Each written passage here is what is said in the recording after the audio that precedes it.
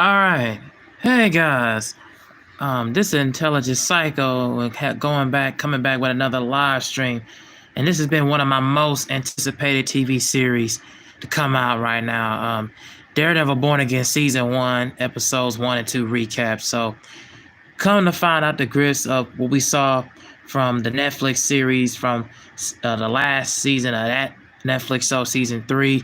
We pick up where we saw Karen, Foggy, and Matt Murdock all entering this this club back together again, like good old times. But then things evolve into something where it ends up becoming spoilers alert for those of you who haven't seen the show. We end up having an atomic bomb twist, and it's return to form to NYC's guilt-ridden vigilante. And it's also sets a forceful tone in the 2-episode premiere. So it premiered yesterday, but I'm just now seeing it today. So for those who had also digitally followed Daredevil from his early days, from his gritty Netflix suspicion for his cute cameos as Spider-Man No Way Home and She-Hulk, Attorney at Law, Daredevil Born Again feels like a return to form. In part of showrunner Dario Scarda Payne, The Punisher, Hell's Kitchen, most gritted vigilante, is finally where he belongs in no lurking periphery of the Marvel Cinematic Universe, and replicate with all the broken bones and sultry language, and that have become synonymous with the live-action honed head, while changes in Marvel and Scarda Payne had bought the series and conspicuous one essential element of the character thankfully remains. Regardless, one of the streaming platform he calls home, Matt Murdock, Charli Cox just can't catch a break. And the title of a quick disclaimer: the Marvel television series is Born Again in the name only. For your fan adaptation, Frank Miller and David Mazzucchelli's some seminal story referred to the dodgy third season of Netflix Daredevil. They're not to say that Born Again doesn't feature all from grace for New York City's resident vigilante, with Murdock set on a blood-soaking collision course with Kingpin, but in spirit, it's not in function. Born Again feels like more like a sprightly season with Daredevil Season 4 and more embedded into the relatively comic runs of Mark Waid, Chris Samsey, Charles Soule, and Stefano Landini, and anything else.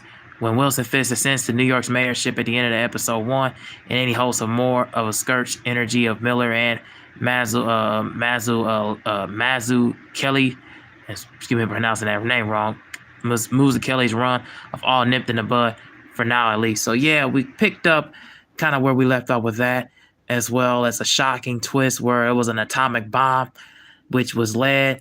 And if guys know the comics, this guy has been absolute on a chaotic mayhem from the beginning, has no more enemies, and we end up seeing Bullseye in this episode, man. And oh man, is he already wreaking havoc. A huge atomic bomb led gas attacks that happened, man, that on the center around Hell's Kitchen, man, as they was leaving the bar, as Murdock and Paige and everybody was leaving the bar. Yeah, man, he ends up unleashing and launching a melee attack, assassination attempt. And what happened was we end up seeing, man, one of my favorite characters throughout the show, Foggy, ends up dying in this episode, man. Oh my God, I could not believe what I saw there. And then we end up picking up a year or so later. We seen Matt Murdock, kind of feeling remorseful for him doing good for the community, doing good for the community in New York, being responsible for for keeping Hell's Kitchen, for keeping that area, sanctioned, and keeping that, afloat, and keeping that, embodied in just the heart and the root of just believing in the greater cause for the greater good aspect. And I really believe that he thought that him finding and attacking and going after Bullseye, him having a whole melee fight with Bullseye, kind of thought that it was just going to be, for what happened with the murder of his best friend, kind of would be, just a return to his form. He felt like he was doing something in a greater cause in his mind for the good, but and then in another sense, in another eye, he thought he was causing damage. Like thought he was causing damage and he wasn't doing as good. So that's why he ends up like throwing the mask, throwing the Daredevil mask down. And we see that at the beginning of the point of the episode. He ends up going to the courts, talking to talking to the court system and omitting Bullseye and omitting him, sentencing to life in prison without him parole. Then we end up seeing return of our all wildly savvy veteran Wilson Fisk, man. And I'm glad that they give Wilson Fisk, not only in this episode, but I'll talk about it in the next episode as well. They give him a shining light because what they did with his character throughout the Marvel TV series. I ain't gonna lie to you, it is was absolutely atrocious. I mean, what they did with his character in Hawkeye, and of course what they did to his character in Echo. I mean, it was just pathetic. But here they gave him an absolute.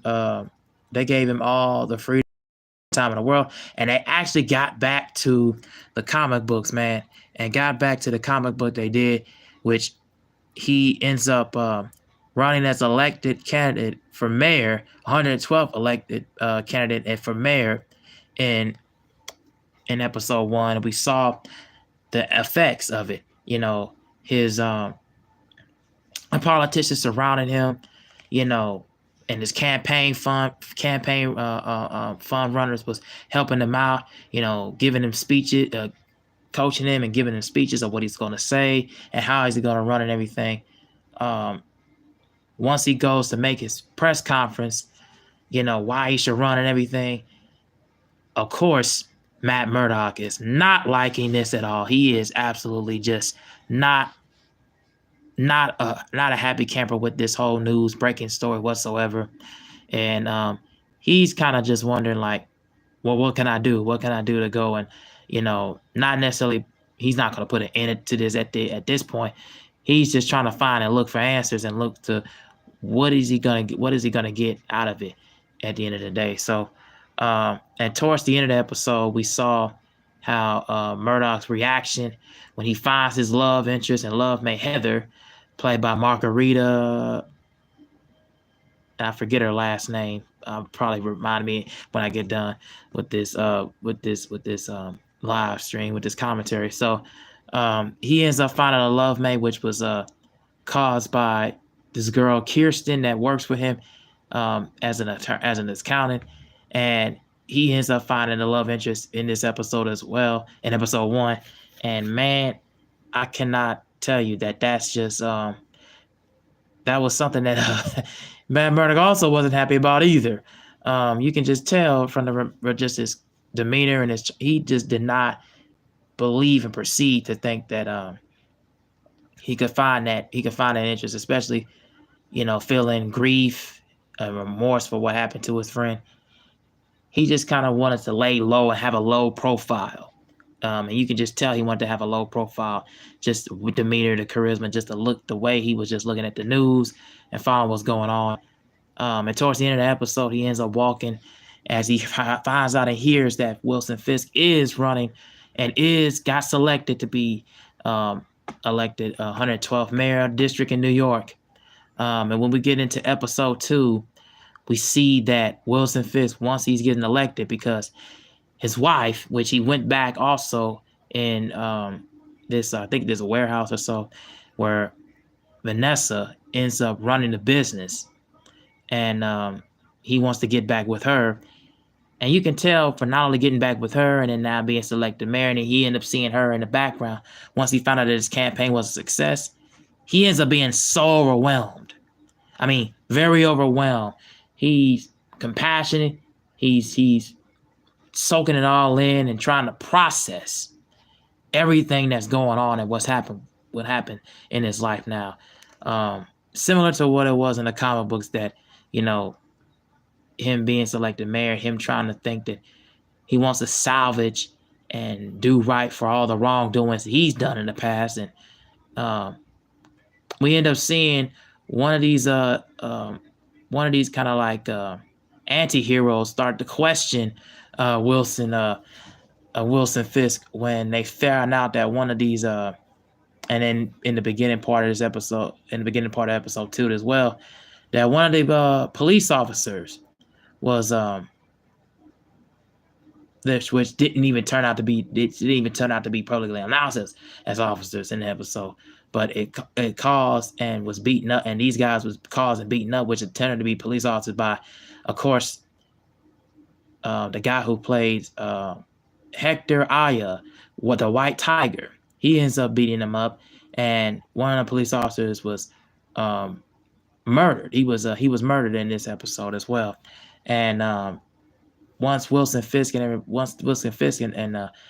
his crew went to the funeral and went to the grave site, one of the guys, I can tell when he started to question him and asking, he was like, "You just why?" He was saying, "You're not here for to help the city. You're not here to try to do right for what's going on, for what's wrong. You're just still this same old like whiny person, whiny character, or whatever, whiny kid from the past that's looking to feels like get sympathy, gain sympathy points, getting reward, feel sympathetic in a sense." And man, I was just like, you can just tell Wilson was just taking all this to heart, and you can just tell, man, you don't not want to piss him off, because he can turn a blind side and turn against you.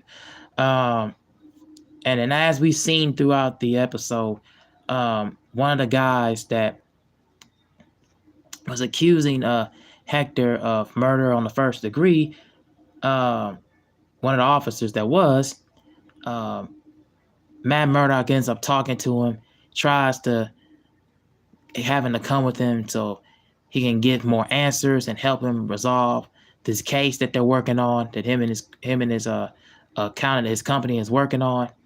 And he ends up tagging along, but then we end up seeing towards the episode,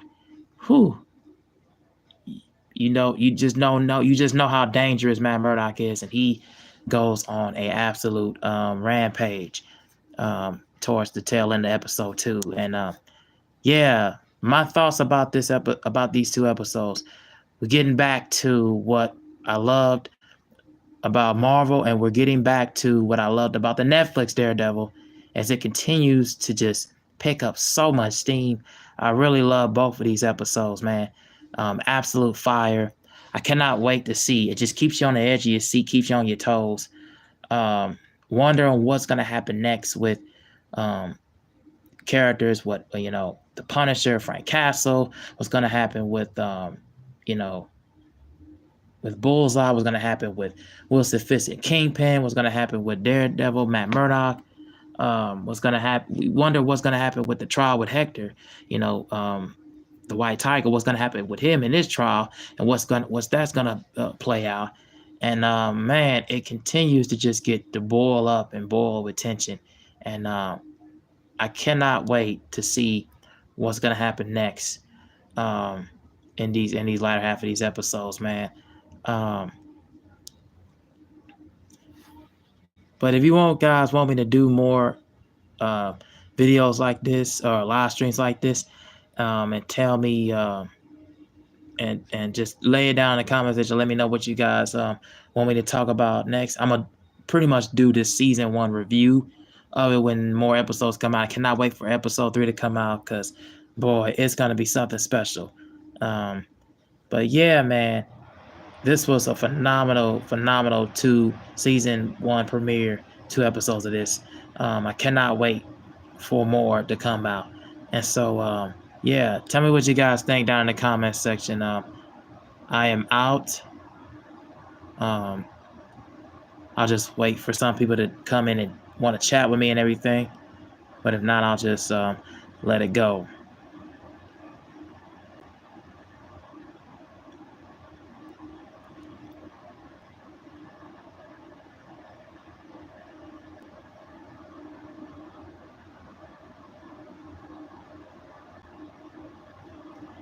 All right, thank you guys for watching, and I am out.